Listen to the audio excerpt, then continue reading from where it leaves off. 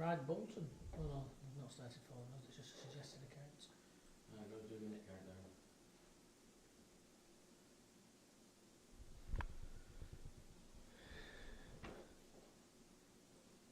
Yeah, Katie Holt, started following us.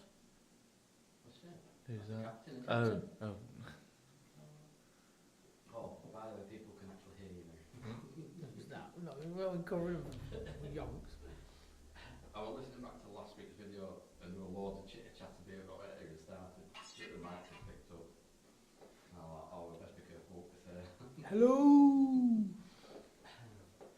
We will be going on visual soon. I don't know why I'm doing a spooky voice. It's middle of summer. Coming from a Wigan fan. Oh, there we go. The live's on. Oh, yeah, you can't hear us dead clear. Hey.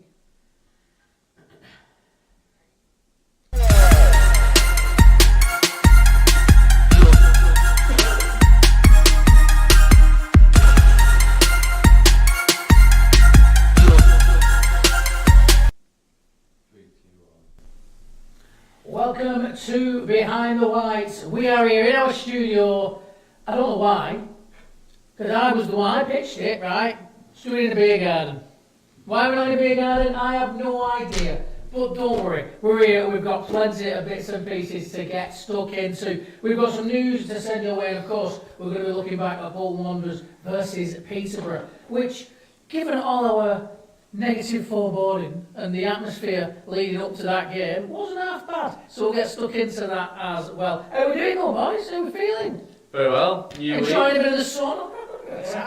You've got it pink, actually. Have you got the little lines where your glasses are? Oh, probably. Yeah, Hey. No, you didn't alright. They're just little crow's feet, but... The cheek! This idea. Real being there, didn't you? Absolutely real being. Well, yeah, we're great to have a bit of sunshine. It's been a nice change. And a sunny bank holiday, apparently, touch wood. Yeah. Second on that. Is that what? That's why there's some cheap liner, that's wood. No, it's solid, that. Nobody here and all You know that. what you said at the start of this, why didn't we have it in a beer garden? Why didn't we just put a beer garden on the green screen? Oh, that would have been that would have been such a good idea. Oh, where was that idea an hour ago? I don't... Anyway, we're ready to get stuck into a little bit of news. Welcome along if you're watching. Thank you very much for joining us here on TikTok or on YouTube. YouTube, you're going to be watching us on Behind the Whites. If you're on the TikTok, it'll be the Bolton FM TikTok. So, yeah, thanks for joining us along. We do have our own TikTok as well, Behind the Whites, which we will eventually be going live on. But we'll let you know when we get that all straightened out. But there's loads as well. We've got loads, but there's some little bits on there. It's starting to develop, so if you want to go and have a look, go and have a gander. And enjoy. Like, share, tell everybody, as we always say. Tell your dog. Exactly. You catch on now. It's not just me sounding like an idiot. Anyway, let's move onwards and have a little bit of news.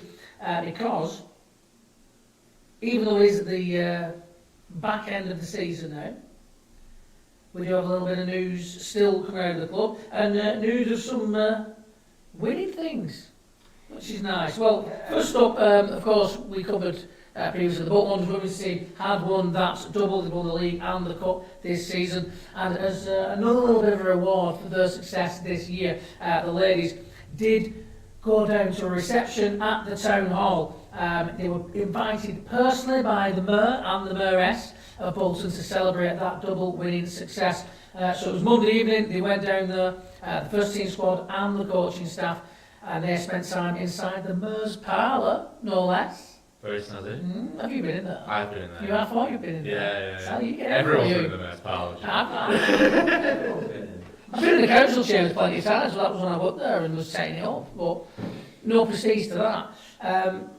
But they were in the Mayor's Parlour, and they were there on a nice little reception, plenty of faces down there from various organisations across Bolton, and I did see was there on the old Facebook. Who's that?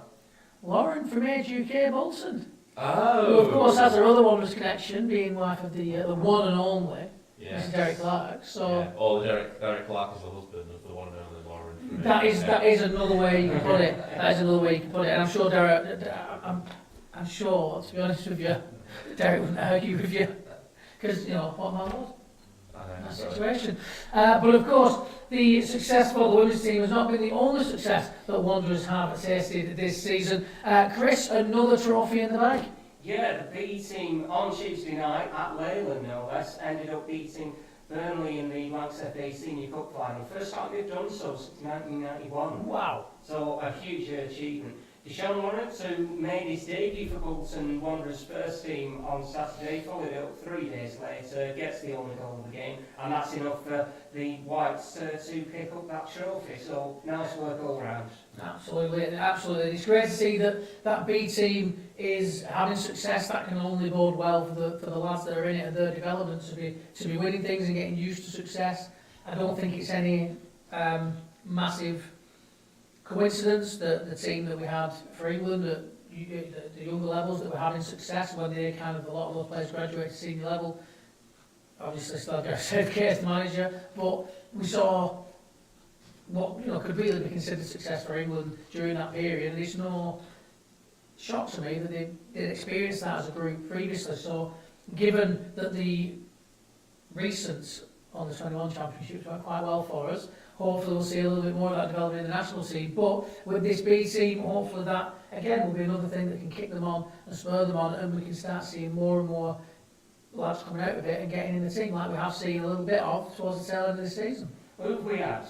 The aforementioned Deshaun. Yes. By the way, he couldn't participate in the under-18s game that was going on earlier on that day. They were playing a game in the EFL Youth Alliance Northern Division. I think they ended up winning the cup competition there. So Deshaun could have ended up winning 2 trophies that day. That would have been nice, wouldn't it? That would have been a bit too much. I think you have to take well-being and a lot of care into how you develop the younger players, because as fun as it might have been for them to play 2 matches in one day, can't really do that anymore these days. Unless you end up playing in one of those multi-year tournaments in the Bolton Area League. But Yes. they always do that finals day anyway. However, I'm getting a little bit off topic because Deshaun, David Abangol, Yes. Harrison Rice, Sonny Sharp, Yeah. Ahmed, Sam Ingles. What an interview he gave, by the way, today after the game. Elsa. Man of that full, isn't it? Yeah, he's really, really good, and that again just bodes well for next season and for the future. And, when that B team system was set up, Ian Ebbett said, "Look, this isn't going to produce, amazing results straight away. It's a process. You've got to give it a bit of time. We've got to start. We've got to do the recruitment. We've got to let those players bed in. We've got to do the development. Give it a couple of years, and you'll start seeing some fruit." And it's probably a little bit frustrating for Ian to have left the club as that fruit starts to bear. But whatever, we move forward, and it's a really good little platform. I think the B team, we've seen it with other teams, the B team system, so I think it could be a really interesting one. And hey, if they're winning things, it's certainly a good look. Of course, League One was a little bit of a bust, though, for Bolton Wanderers this season. But we didn't leave League One empty-handed, did we, Pete? No, we didn't. The Wanderers ground staff today have been named the Sky Bet League One Grounds Team of the Season for the most consistently high quality pitch. You know what? Reading about it, not an easy award to win, because over the course of the season they tot up the referees' pre-match reports, where the referee turns up and assesses the state of the pitch, and then also they have a nominated member of staff from the away team every trip gives an assessment of the pitch. So it's a culmination of the season of all 23 referees' pre-match reports, all 23 opposition reports. So if Bolton, for example, just beat Blackpool and Stockport County to the title. I mean, it's a carpet, though, isn't it? I mean, it's a beautiful pitch, but it does make you think, if you're Blackpool or Stockport County, maybe you should put in a bit of a rubbish review when you were at Bolton last year. Oh, yeah. We can't count on Blackpool and Stockport County next year to give a glowing review of our pitch. It's no surprise, though, it's not at all, that the pitch is so good, because when I was on the pitch, filming those celebrations after the league win by the women, honestly, about half an hour after the trophy lift, Groundsman was on like, come on now, I'll get all these people off my pitch. He wasn't happy having people just tramping about on his pitch, and so it's clear that there's a lot of hard work, a lot of graft, a lot of care, a lot of attention goes into making that pitch as good as it is, and it's been a pitch that Wanderers have obviously been very proud of for quite some time.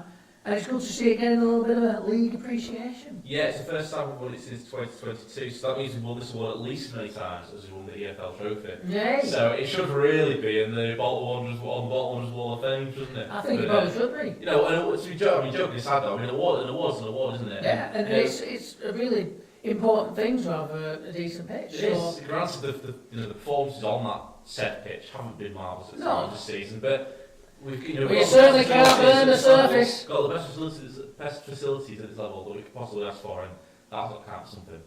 Absolutely. So well done to all of the grounds team at the Tushie Community Stadium, because awards, we love them. More awards, please, and we'll take that absolutely. And seeing as we haven't been promoted, and we're not going to be involved in the playoffs, it is an award that we get to defend next year. It is, yeah. Always look on the bright side. Exactly. So there you go. Let's move on to a little bit of the actual football that Wanderers were playing this last weekend, and of course it was that game against Peterborough United, the last away trip of the season. A 1-1 draw. It doesn't sound like the most thrilling, but actually a very entertaining game, I felt. Deserves to be more. I think if that finishes 2-2, 3-0, you'll have no complaints there. It was a very, very end-to-end game, I thought. I think there's arguments for both sides to say they were the better team. I think it was a really competitive game. I think, as you said at the time, it was two teams that clearly didn't really have it, well, definitively didn't have anything left to play for. So it was two sides just went out and enjoyed the football with no real pressure, and I think that was very much reflected. I think you could tell from looking at it, there was two teams that you were just there for the game, really, with no real pressure. You know, playoffs were gone due to results earlier that day for us. Peterborough survived last Monday when they got a point against Barnsley. So now the side, anything to play for, and I think it just made it probably the best ball game we've seen for many a month. Yeah, it was just a good performance, and like you said, both teams brought something to the table, and it was just enjoyable end to end. Both teams having chances. You know, and again, because we knew before kick-off that even mathematically we couldn't make the playoffs, I didn't watch it with that kind of feeling. It was just, I just sat back and enjoyed a game of football. Yeah. Sometimes I think, as a fan, you'd rather still have that jeopardy, you'd rather still have those nerves and that feeling of uncomfortable, because you want the carrot at the end of the stick, but you don't want to be on the end where we ended up, where you don't get what you want. Yeah, I mean, I often think that the most enjoyable games, none of the most enjoyable games I've ever seen, probably barring the PJT final, are games involving Bolton or England or whatever. Yeah, because I don't think you can enjoy, if it's a great game, I don't think you can fully enjoy it as just, sit back and enjoy it. Because if your you're on the team's edge, involved you see, in it. there's nerves, isn't there? I think that's the closest you're going to get as a Bolton fan, just being able to sit back and just enjoy a Bolton game for what it is, which was a very, very good game of football. With, like you say, no real ramifications either way. You could just sit there and appreciate 9 minutes of pretty entertaining, albeit not necessarily the highest quality. Yeah, well, I mean, you talk about quality. I mean, Peterborough in the game, 60% possession. They've had 9 shots, 4 on target. A lot of 510 passes, a lot of passes going on there. Great pass accuracy, but again, you can see they're not converting that into chances. Realistically, 9 shots from 60% possession with 83% pass accuracy doesn't sound like a great deal. But then if you look at the flip side, you look at Wanderers stats, we've only had 40% possession.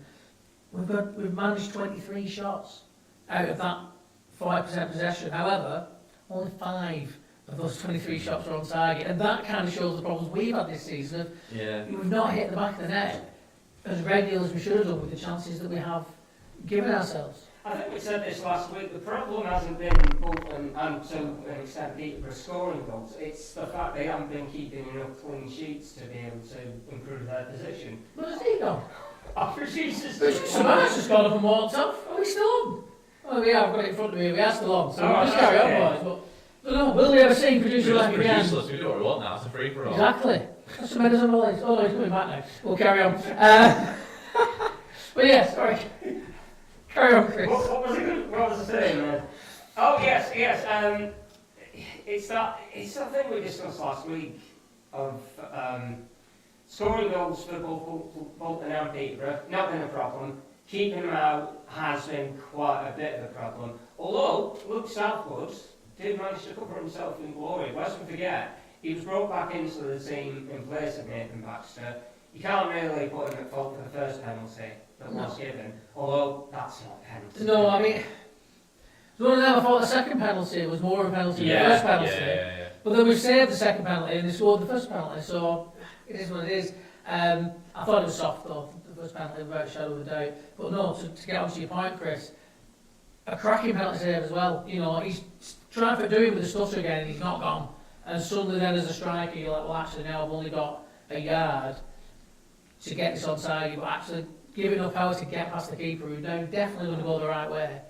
And he doesn't give it enough power because he's not got enough run up, and Southwood gets across to it, just cracking stop. And at that point in the game, I think it was huge. And I don't think just on that Southwood and the Freudian sort of Baxter there, Yeah. it is an interesting point because it's not just the quality of performance, it's the timing of it as well. Penultimate game of the season after Baxter's been struggling a bit, Baxter's contract's up this summer, and it does pose quite an open-ended question there of what next for Nathan Baxter, because it would be difficult to argue. I think both goalkeepers would have probably rather had a more consistent run in the first team. There has been a bit of chopping and changing. I don't think the change of managers helps in that regard either. But I think you have to say quite conclusively that Southwood has more consistently put in a higher level of performance than Nathan Baxter this season. And I can't agree. I can't disagree with you at all. That is absolutely spot on. And I feel for Nathan Baxter a little bit because last season he seemed like he had a great season last season. He's one of the brightest lights in the squad, and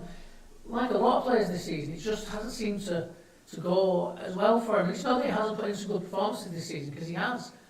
I felt a couple of games ago, I can't remember which game off the top of my head, but he pulled off like 3 or 4 really, really good saves to keep us in a game, and he does have that ability. I think that Southwood's distribution is a lot better, but I think other than that, usually there's not a great deal between them. Southwood's maybe a little bit more comfortable in possession as well when we play back to him. But when it comes to shot stopping and things like that, I don't think there's a great deal between them. I'm not sure what happened with Nathan Baxter in his previous appearance, because it just seemed like one of those games where everything went wrong for him. But again, as a goalkeeper, when you have one of those games, it is a calamity. It is an absolute disaster, and you look like a chump. And he did a bit at the end of that game. It's a shame because he put some really good performances. I think with his contract being up, that's an interesting one. I wouldn't necessarily let him go, but I don't think if we keep him, he's necessarily going to be number one, because I think that should be Southwood. It's interesting you bring it up because the presser was heard a little bit earlier on, and incidentally, we are going to play it out on Bolton FM this evening on midweek analysis. You'll be able to listen on FM, on DAB, and indeed online at boltonfm.com. Yeah, usually put that out. Is it start the second hour? Yeah, usually start at so about 9 o'clock. Yeah, so get your ears on 96.5 or boltonfm.com or 9 o'clock for analysis. Danny and Alan and the gang will be playing out that presser, and he has more or less said. He didn't say it to me directly, but he did end up saying that once the final game of the season's out of the way, the end of season awards dinner, Monday morning, he's pretty much going to be in there. He's going to have those tough conversations. They're lots of conversations absolutely, you have to do as a manager. The thing is, right, it's not like every player that isn't going to be with us next season is sat there now thinking, oh, brilliant, I'm getting out of Wanderers. A lot of them, it will be really disappointing news for them. They don't necessarily want to leave the club, but that is football, and that is the way that it goes. And a new manager comes in and he wants to do things differently. Some players are going to have to go. The squads, everybody's a year older than they were this time last year, so have they still got what it takes? In terms of either some players that have maybe lost a step or two. That they're going to be difficult decisions, especially if it's someone you've had around for a while. Now I know that we, in the grand scheme, haven't had many players that have been with the club for a great length of time, because we had such that period where we had to rebuild the entire squad. But we've still got some players, like Rico Santos, who've been here for quite some time. I know there's a lot of speculation over what Rico Santos' future is going to be. I think I've seen, you might have seen this in a couple of fan groups that supposedly MK Dons are lining up to get him in the summer. I don't know how much Maybe. there is to that. A bit of Neil Hart connection. Well, maybe there is Potentially that so, you have yeah. to take into consideration. If this coming Saturday is the last time we do see Rico Santos, as difficult as this last full season has been for him, he's been quite a guy to have around the Well, place, hasn't he? absolutely. I think, if it is to be his last game, I hope he gets the send-off he deserves, which is a really good send-off. He was brought in at a very difficult time for the club. He wore the captain's armband. We won a trophy while he was the captain. We got a promotion. We had some good times. Like, the footballing memory is very short-sighted, and it's what have you done for me lately? And that's just the game. That's just how it is. But Rico Santos, for me, my big memory of Rico Santos will be looking absolutely perplexed at how many steps there were at Wembley when he was going up to collect the Papa John's You were trophy. right near him, weren't you? Absolutely, absolutely. No, I'd been ushered kind of slightly out of the way because I'm trying to get Alright, yeah, fair pictures enough. of it.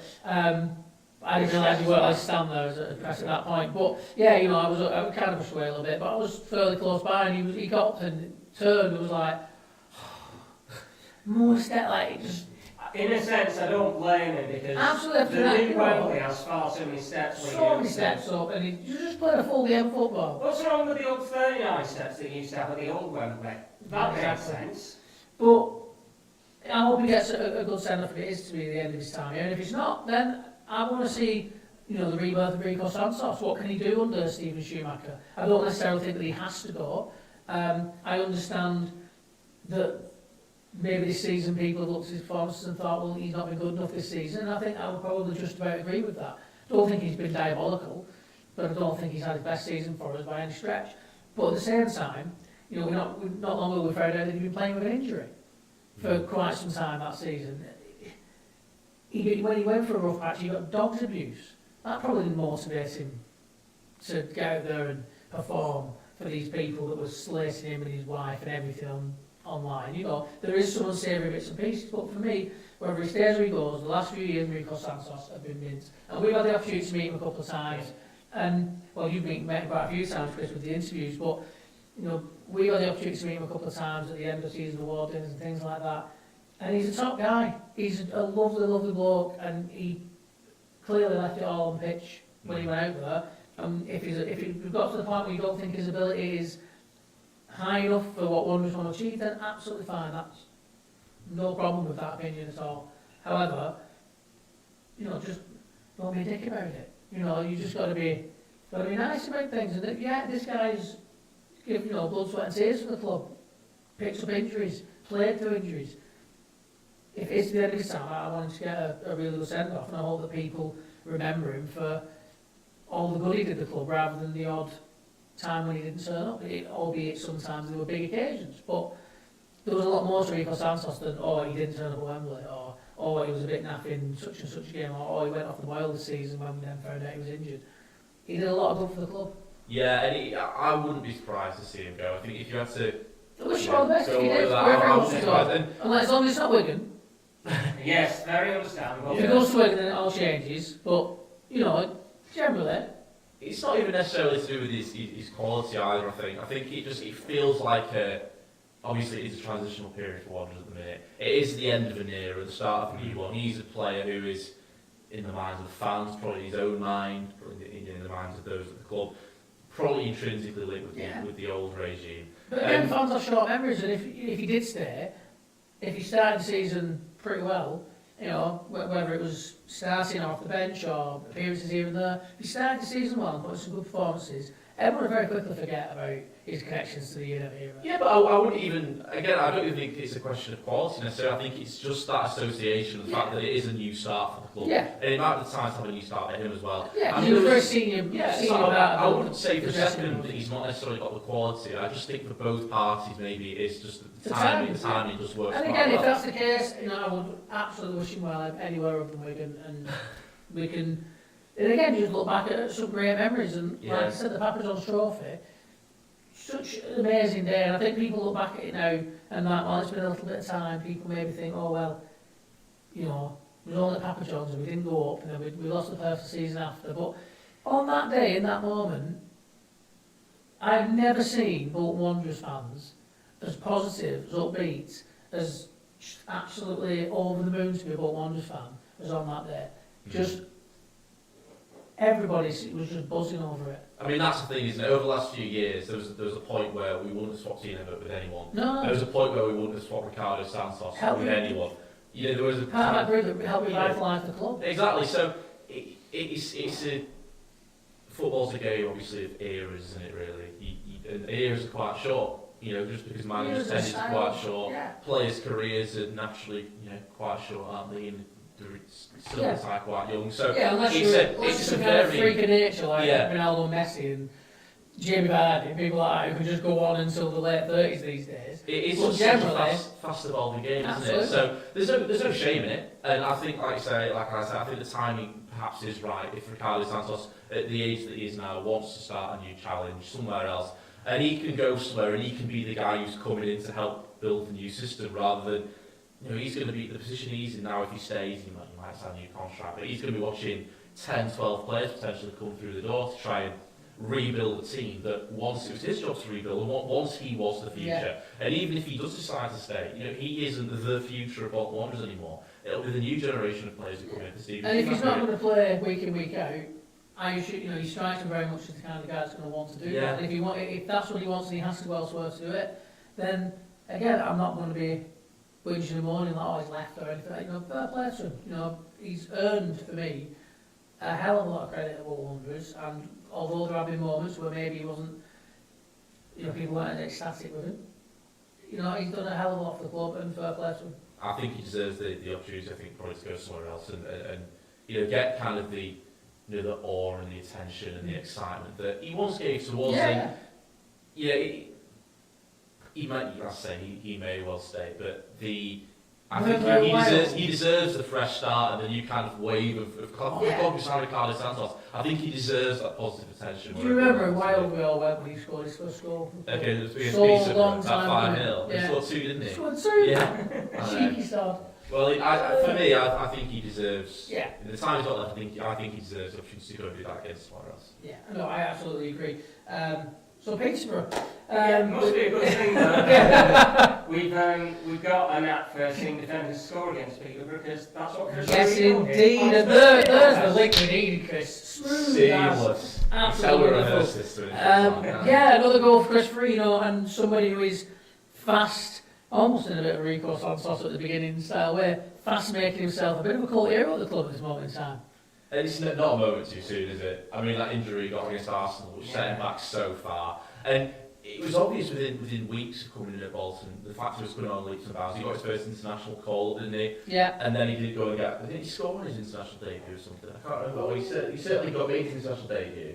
And then he got that injury that Can you fact check that, Matt? I'm not sure he did actually, but he... Did Chris Farino score his international debut? I know you made then.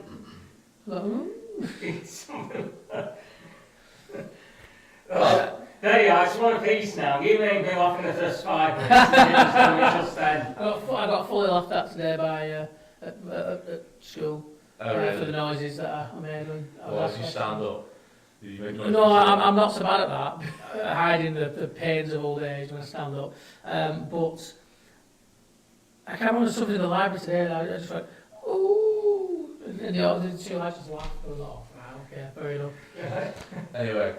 But anyway, we're not Wanderers podcast. See, imagine if we had been in a beer garden. This would have been all over the gaff. Yeah. Not that it's not anyway. Seeker is strong. But after Chris Farino, he is, again, he just looks better and better the more we see of him, and hopefully next season he can stay injury free and we can get a full season out of him, because I think a full season of Chris Farino would just kick him on even more, thus the team on even more, and I think that he could be a really big part of a very strong defence next season with reinforcements brought in with him. All I'm thinking is, George Johnston, as it's not the season I think we were hoping for him, and maybe he was hoping for himself. But if you suffer a bad injury like he did in pre-season at Bamber Bridge in June 2023, he's never quite seen the same since. So who's to say that he can't push out next season? That's very true. Maybe he just needed a full season like this to try and get up to scratch again. Yeah, and then the thing is, it's never easy to come back from that kind of injury, I'd imagine, when you're coming back and you left and things were very rosy, and you're coming back and things are a little bit stuttery, and things aren't quite working out. You know, potentially we could see at the start of next season he's back to what everyone remembers him being, and it's just because it wasn't quite as chaotic off the field, it wasn't quite as the atmosphere in the club or whatever. There could be little things that have added to those performances, not just, you know, that injury or whatever, or, you know, maybe just as the further on down the line he gets, the more confident he's going to become in that he's not just going to instantly re-injure that knee, because I'm sure that plays on the mind a hell of a lot, because, you know, it does with me when I'm playing football, when I've got niggling old injuries and thought I can't be bothered, can't bother doing my knee again or whatever, and it's not my livelihood on the line, it's not my career on the line. So when it's your livelihood and it's your career, it must be a little bit of a worry. I mean, we saw Carl Dempsey missed out last week, and he didn't even take much of a knock, did he? He took a shot in training, and he felt something in his knee. Yeah. Or was like, and he just didn't want to risk it. He didn't want to risk it, yeah. I thought he'd ended up, was it not a knee thing, or am I mixing that up? It was a minor knee thing. Took a shot or something. I don't think it was. I think Schumacher distressed. It wasn't anything particularly serious. It was just precautionary. That like, precautionary. he's just come back from injury. If he's feeling something, we'll just prove that point. We'll not risk it. But yeah, it absolutely does. Other fun aspects of the game. It was the last away day of the season. It was. Fancy dress was on show. Yeah. And we had loads and loads and loads of bananas. We did. I must say, I hadn't even clocked onto the fact that it was a fancy dress thing, but I drove over to Bury and back on Saturday morning to do a little project I was working on, and there were dozens of bananas standing at the bus stop on Bolton Bury Road, and I couldn't laugh and work out what it was.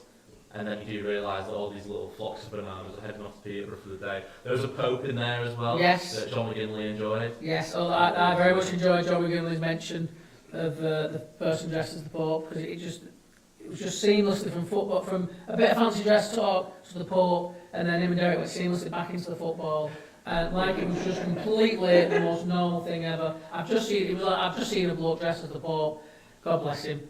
And then Derek just picked up and moved and carried on, and they both just flowed on seamlessly. I was like, that was absolutely fantastic. I loved it. Please tell me you clipped that. I didn't at the time, but I'm sure we could drag that back out at some point. But yeah, I was informed by Will, who's in some of the classes that I'm in at school, and he was going as a banana, so he was like, look out for me on the telly, sir, I'm going to be a banana. I didn't see on the telly. So many. I saw a lot of bananas, so I might have seen you, Will, but I don't know actually. But fair play to you for rocking up as a banana. You know, I once appeared on Sky Sports dressed as a banana. Did you? Yeah. I went to Berlin to watch the darts, and I was dressed as bananas, and the Sky Sports guy came up with the camera. And Dad saw me on the telly, so it is doable. Yeah. If you just get yourself in the right position right in front of the camera. Well, I went to Man City away once, which was the last away day of the season, back in the Premier League era. Full cricket whites, pads, gloves. I didn't have a bat because I couldn't find an inflatable one in time, and I thought I can't rock up to Etihad with a cricket bat because they're just not going to let me in with a kookaburra short handle that's too small for me. But it's not happening, is it? So I had to forgo the bat. But I tell you what, I wish I'd have picked a cooler day to do something like that. Okay. Walking around in pads and gloves and all sorts. So I think I had a helmet as well. That I kept having to take off and carry about. I didn't think that through, did I? But it is great fun, and it's great to see. And